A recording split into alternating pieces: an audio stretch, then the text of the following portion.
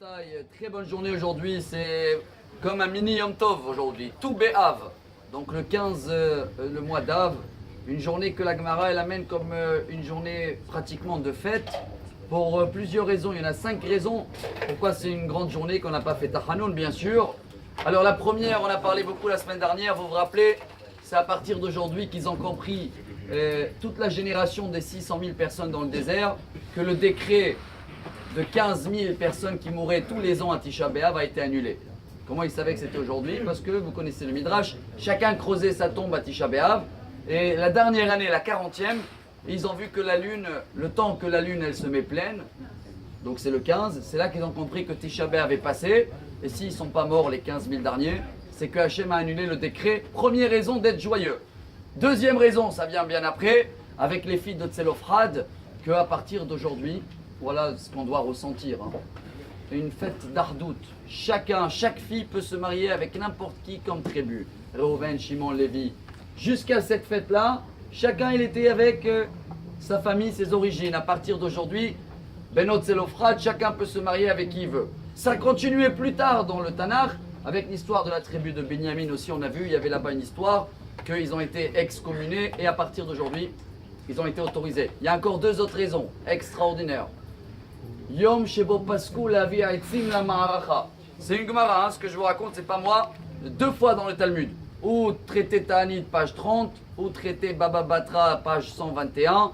Et là-bas, la Gemara dit que tous les bois qu'on a amenés toute l'année pour le temple, pour pouvoir faire le feu, à partir d'aujourd'hui, on arrête de les amener. Pourquoi? Il y a l'humidité qui commence à revenir. Et donc les bois qu'on va amener à partir d'aujourd'hui, ce ne sera plus des bois secs à 100%. Donc c'est pas bien pour le feu. Ce qui apprend pour nous déjà, pour ceux-là qui ont chaud, Mazal Tov, vous allez voir à partir de ce soir, ça va être un peu mieux. Peut-être plus humide, mais moins chaud. 2, attention, une autre raison pourquoi ils avaient la joie, s'ils ont arrêté d'amener le bois et alors, c'est qu'ils avaient plus le temps d'étudier. Alors chacun de nous aussi doit rajouter à partir de ce soir, les nuits commencent à devenir plus longues. Dernière raison qui est amenée aussi dans la Gemara, c'est Yom Shebo Bitel Oshea ben Ela Pardisaot Shel Yerovam ben Navat. Il y avait un roi, Yerovam ben Navat, le premier roi d'Israël, qu'il a mis des gardiens et des frontières pour pas qu'on va y aller à Beth Amikdash 3 fois par an à l'époque.